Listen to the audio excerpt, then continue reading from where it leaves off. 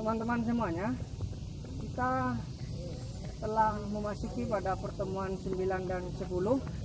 Tentu semuanya telah banyak membaca buku literasi-literasi, referensi-referensi yang telah kami sajikan di kontrak perkuliahan. Nah, kali ini kita akan membahas topik pluralisme dalam berbangsa dan bernegara. Tentu kita akan mengikuti perkuliahan ini setelah pesan-pesan berikut ini.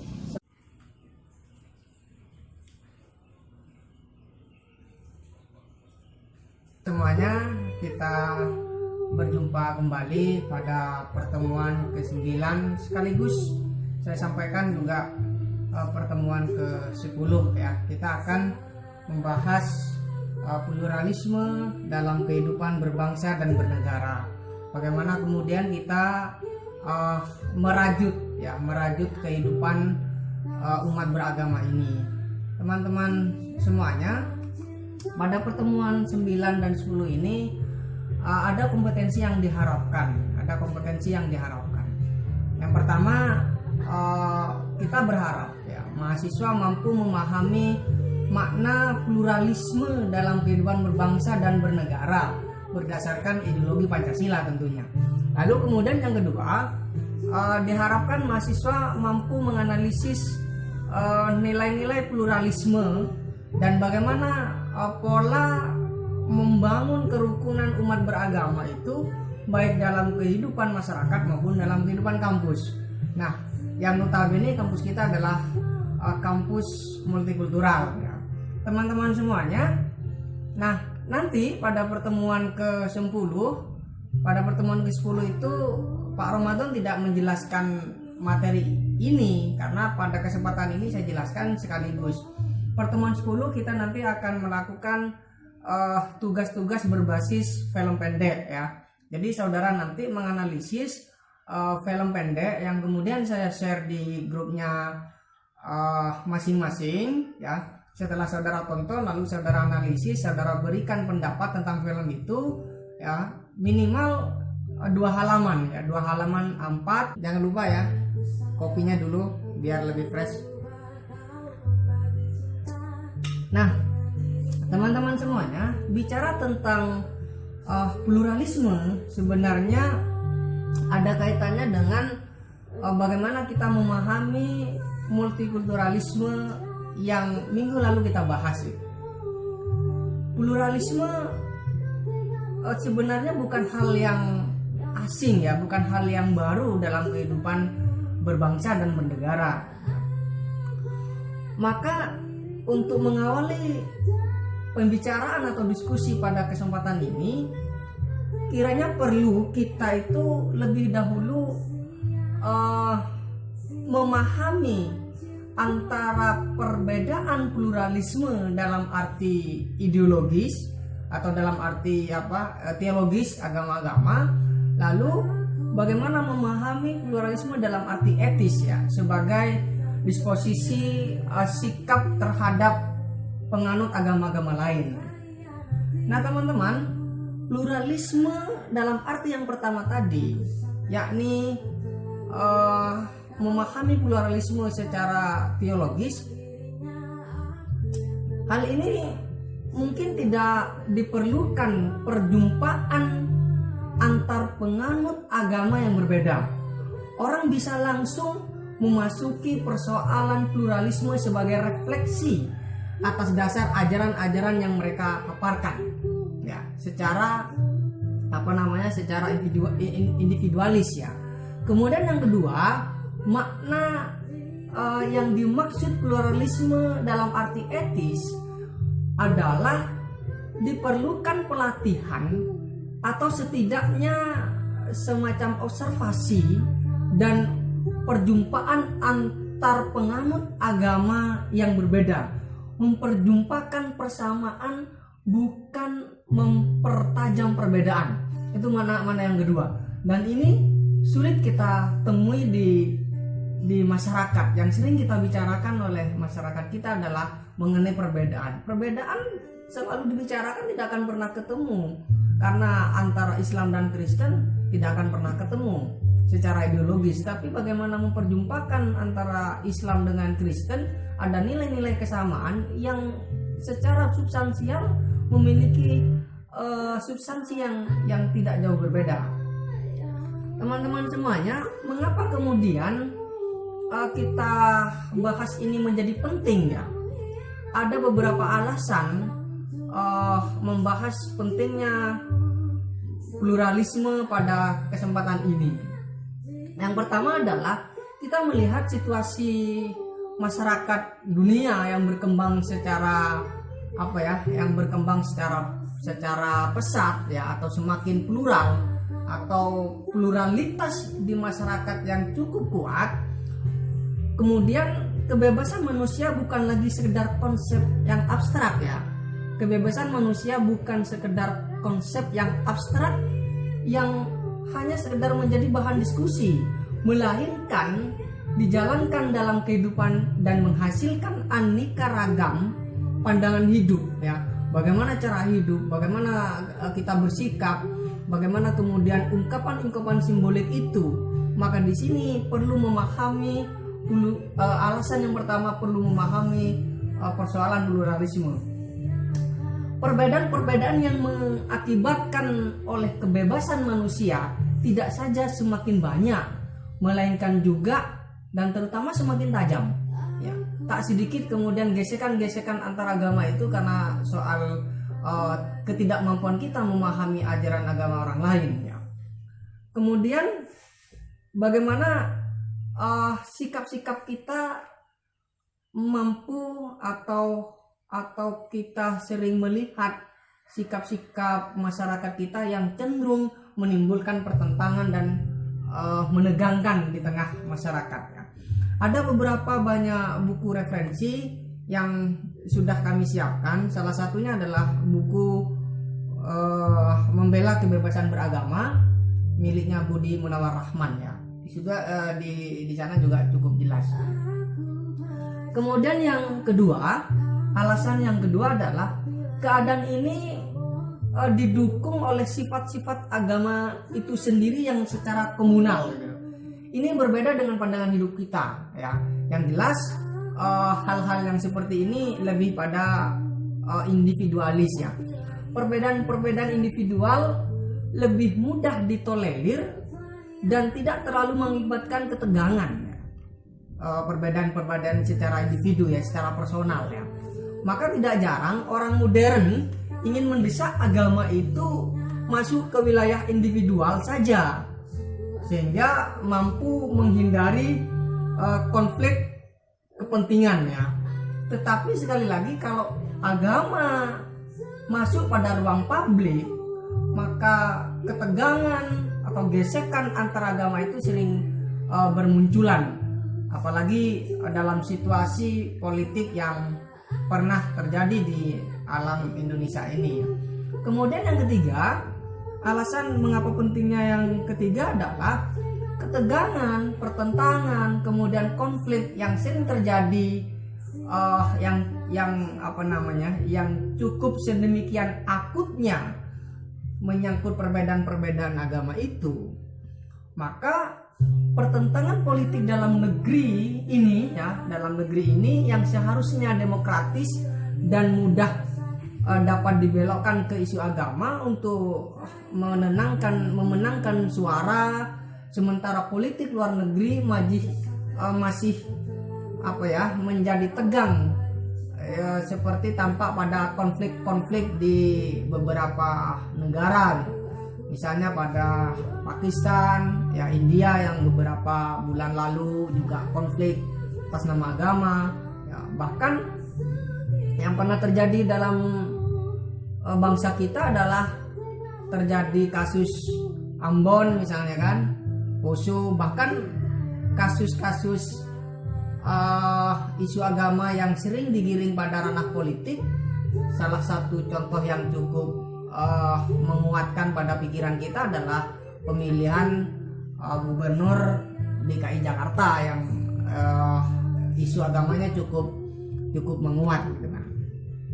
Lalu yang keempat ya, oleh karena itu kemudian Hans Kung ya, seorang teolog kebangsaan Yunani, kemudian berpendapat bahwa sebelum semua agama saling berdialog, ya, sebelum semua agama saling berdialog dan bekerja sama, mustahil diperoleh damai di dunia ini.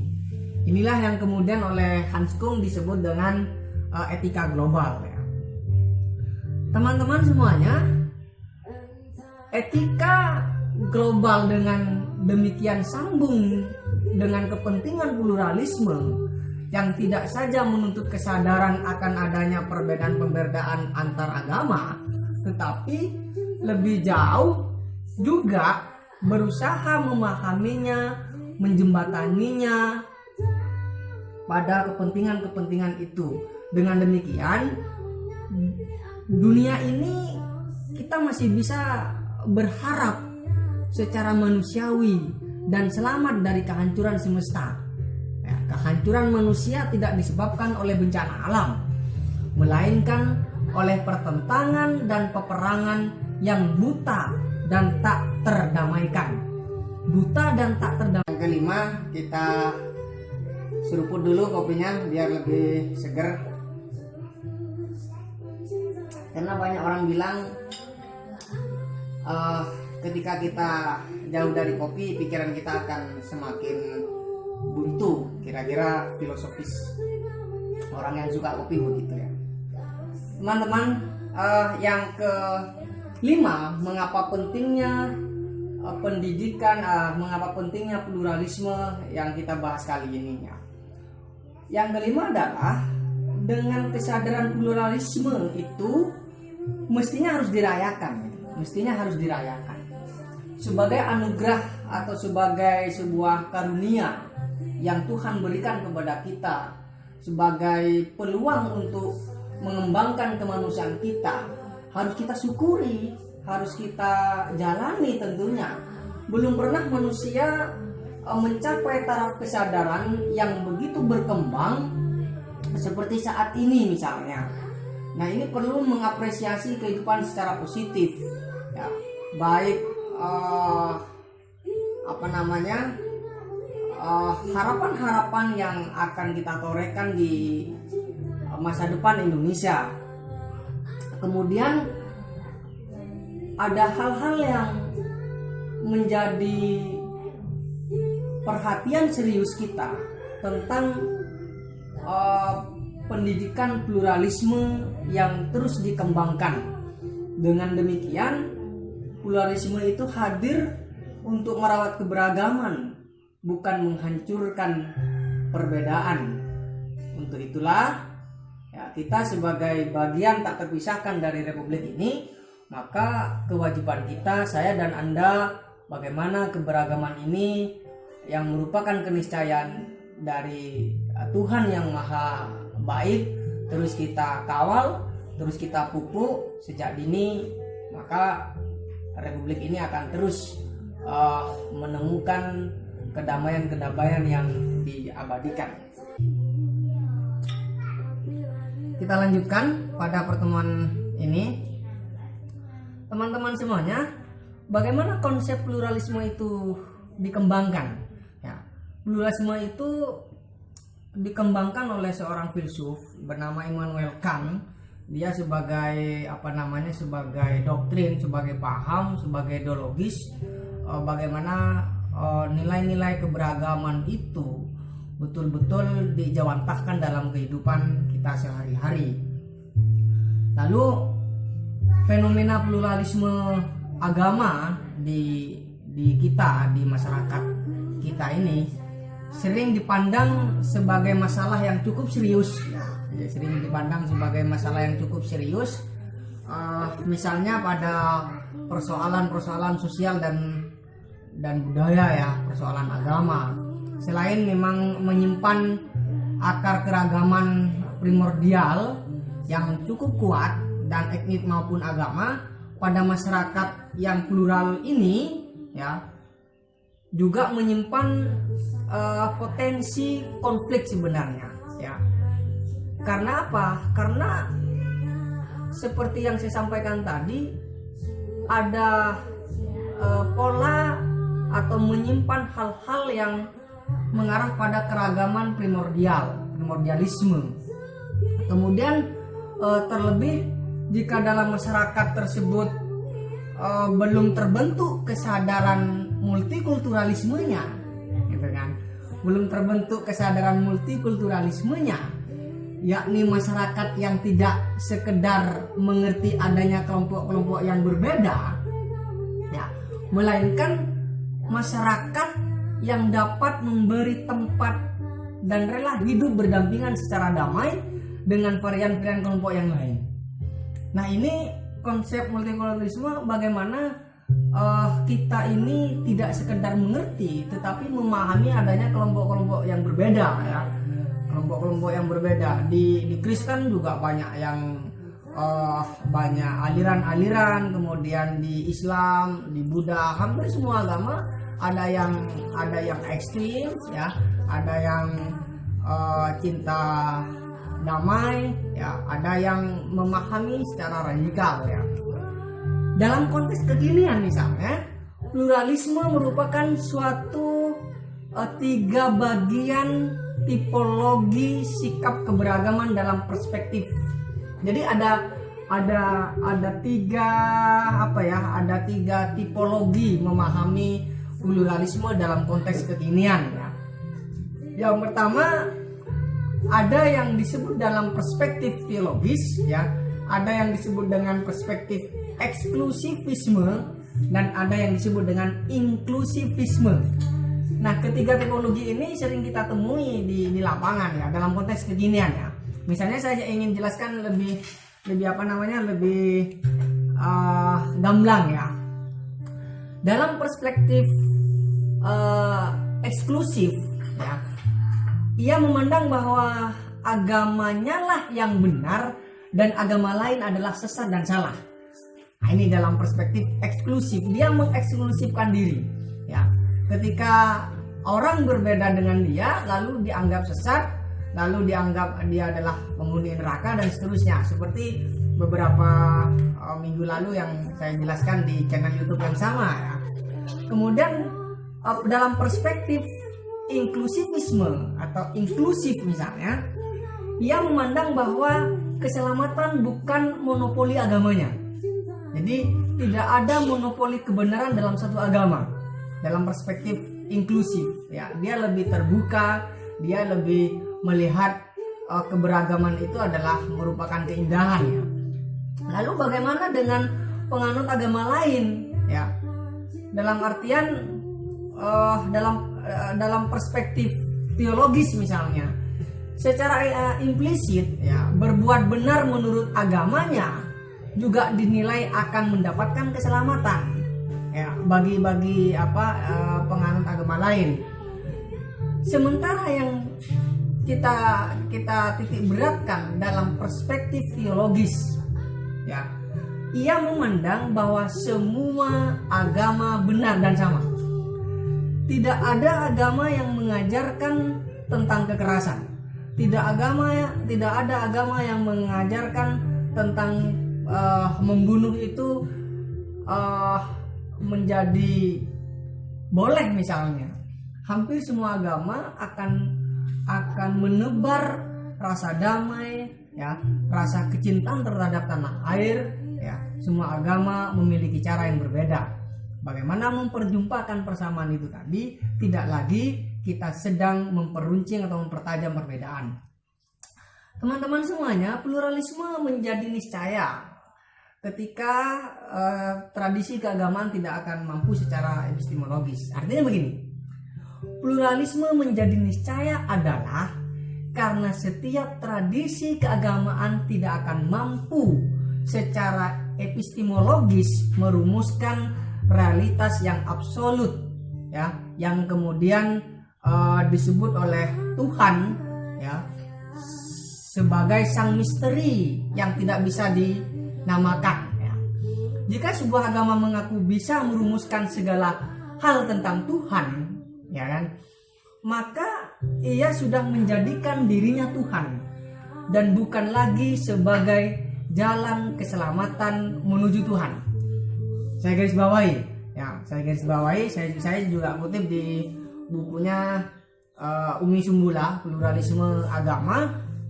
Ya, jika sebuah agama mengaku bisa merumuskan segala hal tentang Tuhan, maka ia sudah menjadikan dirinya Tuhan, bukan lagi sebagai jalan keselamatan menuju Tuhan. Jadi akhir-akhir ini memang banyak agama yang mengklaim, bahkan yang banyak agama-agama, aliran-aliran yang mengklaim dia punya kapling-kapling di surga, ya. Sementara mereka yang berbeda seolah-olah kaplingnya di neraka. Ini tidak dibenarkan dalam ajaran agama apapun, ya. Bahkan dalam Islam misalnya, dalam sebuah ayat Al-Qur'an itu disebutkan la ikraha fiddin. Tidak ada paksaan, ya. La ikraha fiddin, tidak ada paksaan terhadap dalam pemeluk agama itu. Silakan, ya. Orang meyakini Islam diyakini sebagai agama yang benar, silakan. Tetapi meyakini Islam sebagai agama yang benar tidak boleh kemudian masuk dalam ruang publik yang memaksakan orang untuk mengakui kebenaran tentang agamanya. Ya. Teman-teman semuanya, bicara pluralisme tentu tidak terlepas dengan apa yang namanya konflik, ya. Seruput dulu kopinya, ya. Berbagai konflik yang terjadi di Indonesia akhir-akhir ini memang bukan semata-mata karena faktor perbedaan agama, ya. Lagi-lagi bukan semata-mata karena faktor perbedaan agama. Namun yang harus diakui, bahwa agama seringkali digunakan oleh kelompok-kelompok tertentu, ya kan? Agama seringkali digunakan oleh kelompok-kelompok tertentu yang bertigai, ya, yang berkonflik sebagai legitimasi atas tindakannya, atau digunakan sebagai pijakan dalam membangun solidaritas kelompok dalam berhadapan dengan kelompok lain, ya. Di Indonesia banyak sekali, ya. Kelompok radikal, ya, dia mengorganisir bagaimana meyakinkan kelompoknya untuk berhadapan dengan kelompok lain, seolah-olah kelompok lain adalah pembuat onar, ya, membuat kemungkaran dan seterusnya. Padahal kita sebenarnya dalam beragama, Tuhan melihat kita ini sama, ya. Yang membedakan di hadapan Tuhan adalah amal, ya, amal perbuatan, ya. Teman-teman semuanya, untuk itulah perlu kita memahami atau bagaimana saudara bisa menganalisis nilai-nilai pluralisme yang berkembang di tengah masyarakat multikultural ini. Namun sebelum saya lanjutkan, ya, jangan lupa teman-teman terus baca buku yang berkaitan dengan topik-topik ini, ya. Kita akan lanjutkan setelah pesan-pesan berikut ini. Oke. Pertemuan ke-10 teman-teman semuanya, kita bicara tentang nilai, ya. Nilai pluralisme dalam kehidupan berbangsa. Setidaknya dalam catatan saya yang diolah dari berbagai literatur, ada nilai pluralisme dalam agama, misalnya kan, ada nilai pluralisme dalam budaya, ada nilai pluralisme dalam politik, ada nilai pluralisme dalam pemikiran. Nah, fenomena pluralisme agama telah menjadi faktor sosial yang harus dihadapi masyarakat modern ini, ya, akhir-akhir ini. Ide awalnya memang pluralisme agama tentang keberagaman, ya. Keberagaman tersebut kemudian muaranya akan melahirkan perbedaan cara pandang bagi agama-agama lain, ya.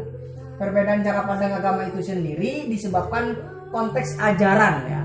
Konteks ajaran dan juga sebuah tradisi budaya agama mereka sendiri, ya, yang kemudian cukup berbeda, ya. Tradisi budaya agama mereka sendiri yang berbeda-beda, ya. Ya, kalau di dalam Islam misalnya tradisi tahlil, ya kan.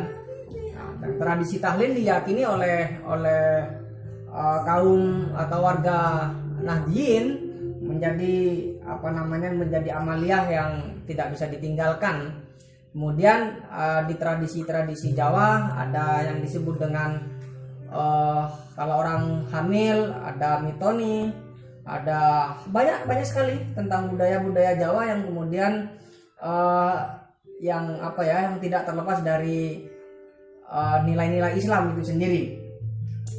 Peristiwa ini kemudian menurut John Heath ia sebut dengan sesuatu yang paling pokok dalam agama, ya, sesuatu yang paling pokok dalam beragama. Pandangan yang lain mengasumsikan bahwa lahirnya gagasan pluralisme agama karena adanya dua faktor yang krusial, ya. Karena adanya dua faktor yang krusial yang bersifat elementer, yang bersifat mendasar ya, yang bersifat fundamen, yang bersifat elementer ya. Perbedaan itu tampak pada bidang akidah ya. Jadi perbedaan yang sangat mendasar itu biasanya kita lihat dalam perbedaan akidah atau teologis ya. Kemudian bidang sejarah ya, sejarah perjalanan agama-agama itu sendiri yang cukup mempengaruhi secara langsung unsur-unsur keyakinan agama ya. Seperti yang saya ceritakan, orang NU meyakini bahwa tahlil bagian dari amalia yang tidak bisa kita hindari untuk terus mendekatkan diri pada Sang Pencipta ya. Kemudian ada masalah-masalah konsep yang superior atau keterpilihan ya. Yang kemudian diyakini oleh penganut agama adalah merasa dirinya atau merasa agamanya adalah paling benar, seperti yang dijelaskan di awal tadi. Nah, teman-teman semuanya, ada nilai-nilai pluralisme yang saya sebutkan tadi. Yang pertama adalah nilai pluralisme dalam agama. Ya. Kita meyakini bahwa di dalam Islam ya, kita temui di beberapa ayat Al-Quran ya, Allah menciptakan laki-laki dan perempuan ya dari berbangsa-bangsa ya untuk saling mengetahui ya, termasuk semua agama yang Allah turunkan dengan sangat beragam ini. Tentu kita dituntut bagaimana saling mengenal antar agama yang satu dengan yang lain ya. Kemudian nilai pluralisme dalam budaya juga ditemui di beberapa ayat-ayat Al-Quran ya. Mohon maaf saya memang sedikit menyinggung beberapa ayat-ayat Al-Quran ini ya. Soal pluralisme dalam budaya ya, nilai pluralisme dalam budaya. Salah satunya adalah ya yang saya sebutkan tadi, ada bersuku-suku, berbangsa-bangsa ya, agar kemudian kita sebagai hamba Tuhan ini saling mengenal, bukan saling mempropaganda ya teman-teman semuanya. Nilai pluralisme dalam politik ya, nilai pluralisme dalam politik, bahwa politik ini tidak bisa kita hindari ya. Kita sebagai manusia yang notabene sebagai makhluk sosial, kita tidak bisa menghindari dari politik ya. Bahkan sesekali kita harus terlibat dalam dalam perpolitikan. Tidak berarti kita harus ikut politik praktis ya, tetapi sekali lagi kita tidak boleh alergi dengan politik ya, karena politik tidak bisa dihindari dari kehidupan kita. Saudara yang aktif di organisasi, proses politik di situ. Bahkan saya katakan ya, saudara lahir itu karena proses politik antara ibumu dan bapakmu. Bapakmu dan ibumu terjadi sebuah proses politik ya. Kemudian lahirlah saudara itu kan. Nah, itu bagian dari politik ya. Politik itu adalah cara bagaimana mensejahterakan, bagaimana cara menguasai dengan cara-cara yang beradab tentunya. Kemudian nilai pluralisme dalam pemikiran ya. kita seringkali dihadapkan dengan perbedaan-perbedaan pemikiran, perbedaan-perbedaan cara pandang. Nah, tak sedikit orang yang tidak banyak menerima atau belum welcome dengan perbedaan-perbedaan cara pandang itu. Sehingga kesalahpahaman seringkali terjadi yang berakibatkan pada gesekan atau konflik. Ya. Coba saudara, teman-teman semuanya, kita tidak perlu memaksakan orang lain itu sama dengan pemikiran kita. Tetapi bagaimana pemikiran-pemikiran kita, cara-cara pandang kita disampaikan kepada orang lain, ya, agar orang lain mampu memahami cara pandang kita, pemikiran-pemikiran kita. Sekalipun itu belum bisa diterima secara total, karena toh tidak semua apa yang kita pikirkan orang lain juga memikirkan. Maka saya secara pribadi berprinsip, ya, barangkali yang tidak sempat dipikirkan oleh orang lain, saya sempat memikirkan. Kita lanjutkan ngopinya, ya, ngobrol persoalan pluralisme Indonesia, ya, ngobrol persoalan pluralisme Indonesia. Teman-teman semuanya, seperti yang saya jelaskan di awal tadi, bahwa ada dua faktor, ya, ada dua faktor yang cukup krusial dalam dalam lahirnya gagasan pluralisme ini, ya. Faktor yang pertama disebut dengan faktor eksternal, ya. Ada faktor internal, ya, kira-kira begitu. Nah, pertama faktor eksternal, ya, faktor yang bersifat sosiopolitis, ya, yang berkaitan dengan erat dengan wacana-wacana sosiopolitis, ya, kebudayaan, soal demokrasi, soal nasionalisme, bahkan berkaitan dengan hak asasi manusia yang disebut dengan HAM. Nah, inilah yang telah melahirkan sistem berbangsa dan bernegara, nation state. Ada dua faktor, ya, ada faktor eksternal dan ada faktor internal. Faktor eksternal, ya, faktor yang pertama, faktor eksternal ini faktor yang bersifat sosiopolitis, ya, yang berkaitan erat dengan wacana-wacana sosial, wacana-wacana politik, kemudian demokrasi, kebudayaan, bahkan tak lepas juga persoalan-persoalan HAM yang kerap kali menjadi momok, ya, menjadi momok bagi kita yang tak banyak memahami tentang konsep HAM itu sendiri, ya. Bahkan pada faktor pertama eksternal ini telah banyak melahirkan sistem sistem kehidupan berbangsa dan bernegara, nation state, ya, yang kemudian mengarah pada apa yang disebut dengan globalisasi, ya. Globalisasi tidak bisa kita hindari, ya, dalam perkembangan zaman ini. Bahkan berbagai dampak yang mengarah pada positif atau dampak yang mengarah pada negatif terkait dengan perkembangan globalisasi akhir-akhir ini. Tinggal bagaimana dalam kehidupan globalisasi kita lebih peka, kita lebih tanggap, kita lebih bijak, ya, menyikapi berbagai perbedaan yang hadir di tengah masyarakat kita. Teman-teman semuanya, faktor yang kedua yaitu faktor yang bersifat ilmiah akademis, ya, yang direfleksikan dalam kerangka maraknya spektrum kajian keagamaan kontemporer. Banyak sekali kajian-kajian keagamaan kontemporer yang mengedepankan pada nilai-nilai keberagaman, nilai-nilai pluralitas, ya.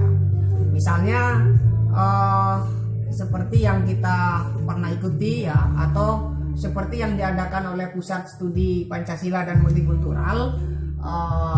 Pada waktu itu kita bicara tentang bincang aktual, ya, tentang paham-paham radikal yang berkembang di Indonesia, ya.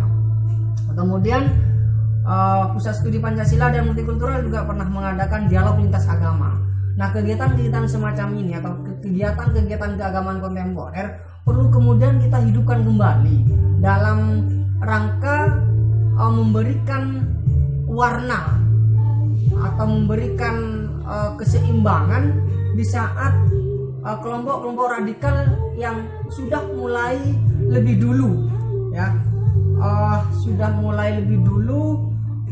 mendoktrin masyarakat kita yang kemudian secara gamblang mereka menerimanya gitu. Nah, kegiatan keagamaan kontemporer ini perlu sekali lagi perlu dihidupkan kembali, menghadirkan nilai-nilai kesejukan yang dibawa oleh agama-agama sehingga masyarakat tidak terdoktrin oleh paham-paham yang mengarah pada kekerasan teman-teman semuanya.